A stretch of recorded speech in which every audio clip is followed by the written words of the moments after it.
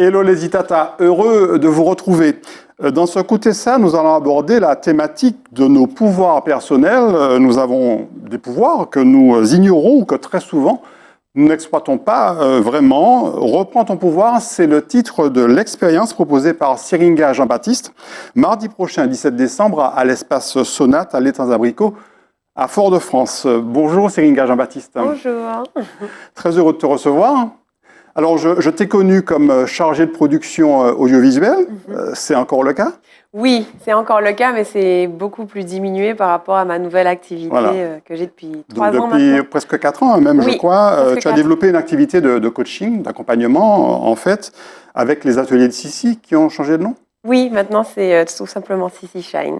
Sissi Shine. Oui. Et puis des conférences publiques également, dont celle-ci que tu proposes mardi 17 décembre à l'espace Sonate. Pourquoi cette diversification vers les neurosciences? Eh bien, parce que je trouve ça passionnant de savoir qu'on a des circonstances qui peuvent faire qu'on est d'une certaine manière dans la vie et qu'avec notre cerveau, on a un véritable pouvoir de transformer et de changer ça. Donc, j'ai déjà fait une première conférence fin avril qui parlait beaucoup des fréquences vibratoires et de comment on peut changer sa réalité. Mais là, on va un cran plus loin en parlant du cerveau et comment on peut l'utiliser. Alors, avant de parler justement de ce rendez-vous du 17 décembre, comment est-ce que tu as découvert les neurosciences? C'est une expérience personnelle? Ben en fait, ça fait 17 ans que je chemine en fait et que j'apprends et que je me forme et que j'adore ça. Et je me suis rendu compte qu'en fait, beaucoup de choses passent par le corps, par le cerveau et que si on s'y intéresse pas, en fait, on reste bloqué, on reste limité à un moment donné. Alors, en mai de cette année, il y a 7 mois, hein, Oui. avril ou mai, hein, je crois, fin Oui, avril, c'est début ça, mai, fin avril. tu as organisé une première édition de Reprends ton pouvoir, c'est l'intitulé de cette conférence, 250 participants, un succès. Eh bien, j'ai manifesté, voilà. Parce que Oui. j'ai visualisé, j'ai appliqué ma méthode en fait, et j'ai eu beaucoup de soutien aussi et d'aide, et j'ai réalisé ce rêve de faire cette conférence, et ça s'est très bien passé, j'étais très heureuse. Alors, tu proposes donc une nouvelle conférence 7 mois après. Est-ce que parce que la demande est forte ou est-ce que tu as de nouvelles choses à communiquer? Alors effectivement, on m'a demandé quand est-ce que je refaisais une conférence. J'ai aussi des personnes dans l'Hexagone ou en Guadeloupe ou en Guyane qui voulaient y assister. Donc là, la nouveauté, c'est qu'on peut y assister en Zoom et en replay. Et puis là, le cerveau, il ne s'arrête jamais. Donc évidemment que j'ai des nouvelles choses que j'ai envie de partager. Alors, tu proposes une expérience vibratoire. Qu'est-ce qui se cache derrière cette promesse? Oui, en fait, je suis vraiment fan de méditation. Étant hypersensible, j'ai appris à intégrer la méditation dans mon corps. Et dans ma méthode, en fait, je me suis rendu compte que ça marche très bien. Et j'ai envie de le faire vivre aux participants. Donc, une expérience vibratoire, c'est quoi? C'est créer des fréquences vibratoires à l'aide d'une méditation collective. Oui. Voilà. Alors, on va en reparler dans un instant, mais on revient sur les neurosciences. Neurosciences, on pense aux neurones, on pense donc au cerveau. C'est un organe vital, bien entendu, mais qu'on utilise finalement très largement en dessous de ses capacités.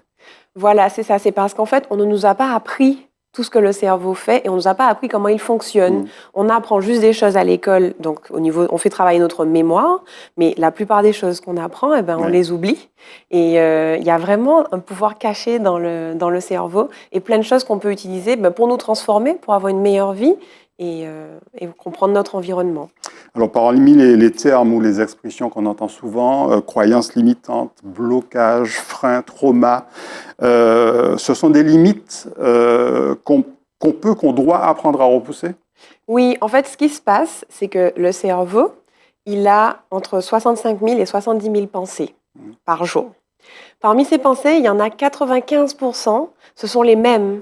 Quand on se réveille le lendemain matin, ce sont exactement les mêmes. Ça veut dire que si on a des pensées issues de traumas ou de croyances limitantes, notamment la société antillaise en a beaucoup, comme d'autres cultures, Bien sûr.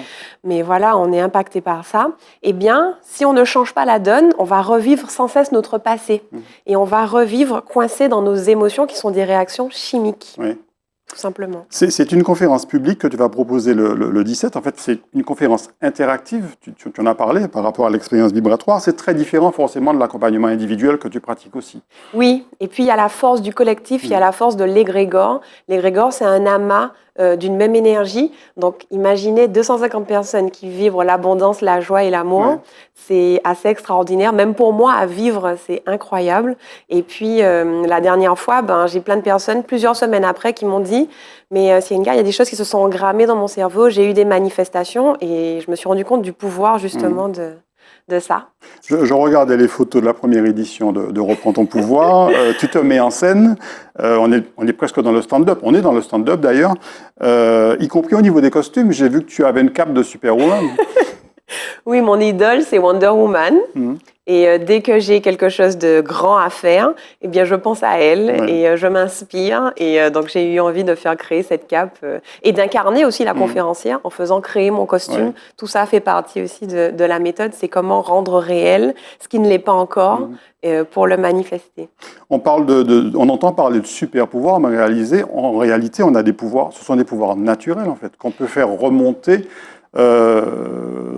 alors qu'ils sont souvent enfouis dans notre mémoire ou notre inconscient. C'est ça, c'est juste qu'on ne nous a pas appris à les utiliser. Mais j'aime bien le terme super pouvoir parce que pour moi, nous avons chacun un talent que seuls nous pouvons exprimer de la meilleure des manières et que quelqu'un d'autre ne pourra jamais refaire comme nous. Et c'est ça en soi notre super pouvoir. Alors tu parles d'expérience vibratoire, donc à travers l'interactivité, forcément, comment est-ce que tu sollicites la participation du public dans ce cadre-là? Tout simplement en mode réception. Donc, il y aura des exercices de respiration, des exercices de visualisation. Il y aura une surprise musicale comme la première édition qui sera différente. Je ne vous en dis pas plus, mais c'est quelqu'un d'assez connu. Et donc, voilà. Je fais vivre des choses. C'est du théorique, mais aussi de la pratique. C'est-à-dire que ce que je dis, je le fais vivre aussi. Raconte-nous cette première expérience à l'espace Sonas. Comment est-ce que le public a réagi? Est-ce que d'emblée, il entre en jeu, il entre en scène lui-même, ou est-ce qu'il faut un petit peu le pousser? Non, j'ai trouvé que le public était très réactif et en fait, j'ai demandé une note sur 10 au début de la conférence et à la fin de la conférence, j'ai demandé qui avait une note plus élevée et j'ai eu, je crois, 80% de la salle qui a levé sa main. Donc, j'étais très contente de voir qu'ils ont pu participer, être ouverts et puis vivre ça. Alors, tu nous invites à reprendre le pouvoir. Qu'est-ce qui nous a fait perdre ce pouvoir ou qui nous fait l'utiliser beaucoup moins qu'on le devrait? C'est l'éducation, ce sont des freins du conditionnement. Qu'est-ce qui explique ça, en fait? Mais en fait, il y a beaucoup de choses, il y a beaucoup de paramètres. Évidemment, nous ne sommes pas qui nous croyons être. Nous sommes ce que, dans notre éducation, on nous a dit. Nos parents, notre maîtresse, etc. Donc ça a créé notre personnalité, mais on peut la changer en fait. Elle est malléable. Et puis, il faut avouer qu'on a aussi, dans notre épigénétique, on a des traces de ce qui nous est arrivé dans notre histoire, notamment par rapport à l'esclavage. Moi, je le vois beaucoup dans mes accompagnements. On a quelque chose au niveau de la valeur. On a du mal à situer notre valeur, c'est-à-dire l'évaluation que nous faisons de nous-mêmes, et cela nous limite et nous bloque. Alors, l'accompagnement est individuel. Là, en l'occurrence, c'est donc une conférence collective. Est-ce que les gens viennent en famille, parfois parents, enfants, d'un certain âge, souvent, les enfants sont déjà grands, pour justement faire un petit peu cette espèce de thérapie ensemble? Oui, j'ai eu de tout. J'ai eu des amis qui sont venus ensemble, des couples, des parents. C'était assez varié.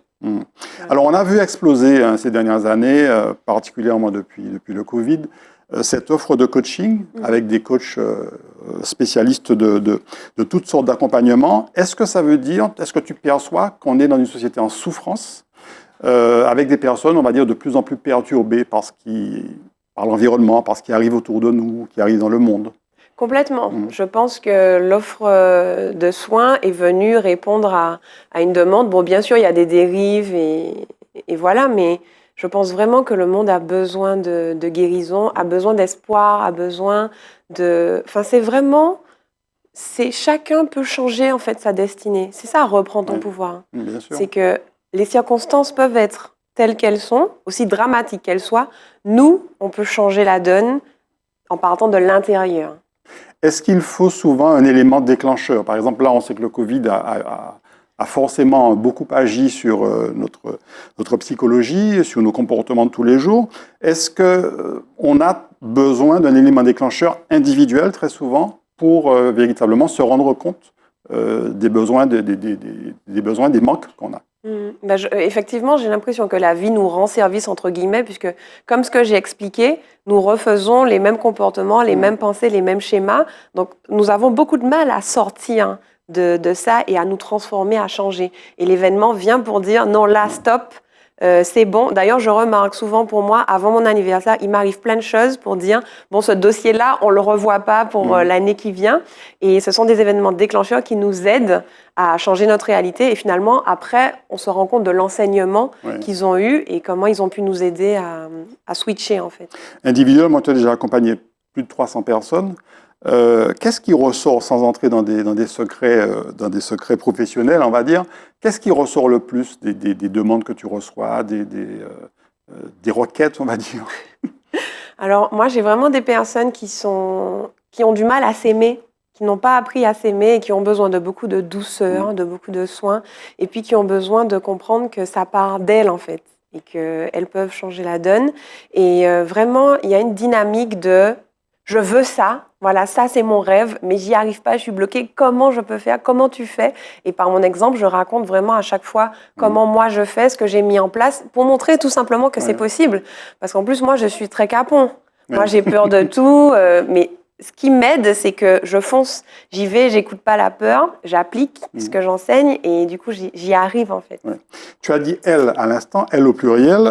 On sait que les femmes sont plus nombreuses en fait à solliciter les conseils des coachs, mais on sait que les hommes souffrent aussi des mêmes maux très, très souvent. Est-ce que c'est quoi? C'est faire aveu de faiblesse que de reconnaître qu'on a de tels besoins? C'est pour ça que les hommes sont moins nombreux? Moi, j'ai remarqué que les hommes ont du mal à parler de leurs émotions en public, à s'exposer. Je vois, quand on est des femmes réunies, ça pleure, ça crie, ça exprime, ça partage, alors que l'homme, il va être plus réservé. Et c'est pas facile pour les hommes parce qu'on leur a toujours appris à ne pas s'exprimer, à être fort, à ne pas pleurer, alors que nous, avec nos hormones, nos fluctuations, chaque mois, il faut qu'on exprime. J'aime bien l'expression, l'image des hormones. Mais oui, parce que la testostérone, c'est assez stable, alors que nous, ça va dans tous les sens. Et on est obligé de faire ce travail qui, finalement, nous sert et nous aide parce qu'on retient moins les choses et puis on avance. Alors, il n'y a pas de limite, il n'y a pas de sexe prioritaire, homme ou femme, mais il n'y a pas non plus de limite d'âge. À partir de quel âge est-ce qu'on peut considérer, sans forcément que ça soit lié à un problème grave, qu'on peut faire accompagner un enfant, par exemple? Les premiers vision boards que j'ai faits, c'était avec des enfants de 7 ans. En dessous, je trouve que c'est pas tellement la peine, mais vision board, c'est-à-dire visualiser la vie qu'on veut, croire que tout est possible, reprendre confiance. À partir de 7 ans, c'est possible. Ouais. Donc, on rappelle le rendez-vous mardi prochain, 17 décembre, à l'espace Sonata, à l'Étang Abricot à Fort-de-France. Il y a encore des places. Comment est-ce qu'on peut faire pour réserver sa place? Oui, il y a des places, donc c'est à 37 €. Là, il y a une promotion à 27 € avec un code promo qui est sur ma page Instagram, donc n'hésitez pas à aller voir. Sur ma page, il y a tout. Il y a le lien en bio de réservation. Et autrement, il y a d'autres sites de réservation possibles? Non, c'est vraiment le site, ou alors on peut m'appeler aussi. Donc, espace Sonate, mardi prochain, 17 décembre, à l'Étang Abricot, à 19 h, pardon, reprends ton pouvoir, avec Syringa Jean-Baptiste. Merci beaucoup, Syringa. Merci. On se revoit bientôt. Ça marche. Bonne journée. Bonne journée ou bonne soirée à vous tous. Merci beaucoup, à très bientôt.